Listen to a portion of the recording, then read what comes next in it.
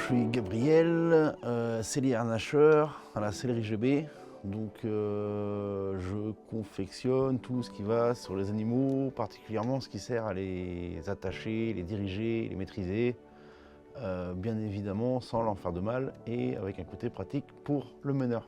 Ça va faire 25 ans que je suis dans le métier et ça fait 20 ans que j'ai mon entreprise.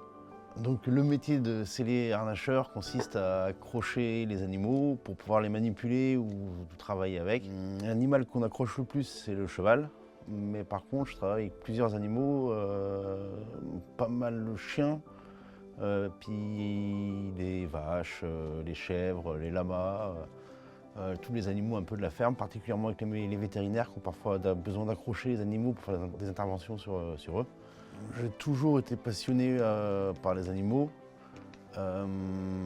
J'ai fait beaucoup d'équitation, de horseball particulièrement, où on casse malheureusement régulièrement son matériel. Donc j'ai commencé à bricoler pour réparer mon matériel. C'était un petit peu à l'arrache à l'époque. Je faisais les trous à la perceuse, je passais mes fils avec une aiguille, enfin voilà, c'était... Mais bon, ça fonctionnait. Et puis je travaillais dans l'agricole à l'époque. Et puis, ouais, c'est une passion à la base. Les animaux, ouais, travailler avec les animaux. Alors du coup, aujourd'hui, on va fabriquer une martingale fixe. Donc en gros, c'est une pièce qui s'attache d'un côté à la sangle du cheval et de l'autre côté à la muserolle du cheval. Ça va empêcher le cheval de lever trop la tête et de donner des coups de tête en l'air pour le cavalier, et puis pour qu'il reste attentif à ce que le cavalier lui demande. Il y a une fourche, une sangle et un collier sur une martingale. Donc je commence par faire un petit croquis, à noter mes tailles, mes largeurs, mes longueurs, mes boucles, tout ça. Après on choisit le cuir, donc par rapport à la couleur, à l'épaisseur, à si ça part dans le sud ou si ça part en Bretagne où il pleut tous les jours, ou plein de paramètres différents. Après on va tracer. Après on va découper, après on va abacarer, après on va former, après on va teindre, après on va assembler, après on va coudre et après on passe en finition. J'adore innover, j'adore inventer. Comme je dis souvent, je fais ce que les autres ne font pas. C'est là où je m'amuse dans mon travail. C'est là où je m'amuse le plus. Faire quelque chose qui n'existe pas. Quelqu'un qui a besoin d'un enraînement particulier pour son cheval, pour son chien, pour sa femme, pour ce que vous voulez. Voilà, j'aime bien faire ce qui n'existe pas. Donc là, je fais les parages.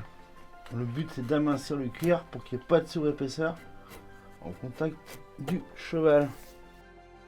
Aujourd'hui, en 2025, être artisan, c'est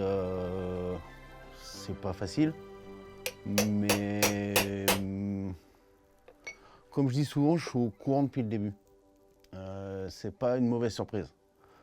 Aujourd'hui, en France, en tant qu'artisan, quand on gagne 1 €, l'État il prend 60%. Donc pour faire simple, quand je gagne 1 €, l'État il prend 50 centimes. Donc déjà, il faut être réaliste. Et puis après, toutes les règles, les normes, le temps de travail, je suis à peu près à 80 heures semaine. Donc là, je suis en train de faire la teinture. En gros, ça sert esthétiquement et physiquement à ce que l'eau ne rentre pas dans le cuir, en fait. Ce que je préfère, c'est justement aller voir les animaux, prendre les mesures, m'adapter par rapport à ce que veut faire le cavalier ou le maître. Et du coup, m'adapter aussi par rapport à l'animal, parce qu'évidemment, tous les animaux sont différents. Ça m'arrive régulièrement d'avoir des appels de LVMH, de Hermès, qui me proposent de travailler pour eux. Ils augmentent les tarifs au fur et à mesure, mais ils peuvent augmenter les tarifs, j'ai pas envie. En gros, le jour où on travaille pour les grands groupes, on a les deux mains liées. On ne travaille plus que pour eux, on ne fait plus que ça. Moi, j'ai choisi autre chose. Je fais plein de trucs différents et je m'amuse beaucoup plus comme ça. Voilà.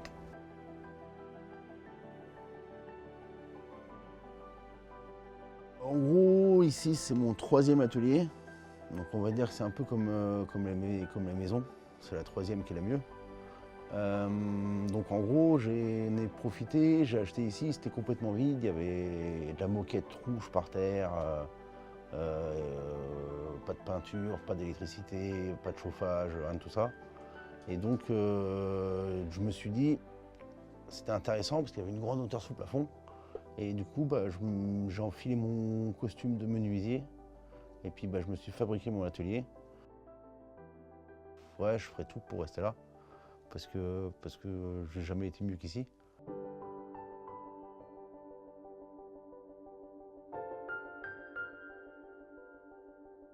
Pour moi, l'argent, c'est le poison. Donc vous pouvez essayer de venir me voir avec une caisse de billets, je vais vous parler pareil. Vous n'arriverez pas à m'acheter.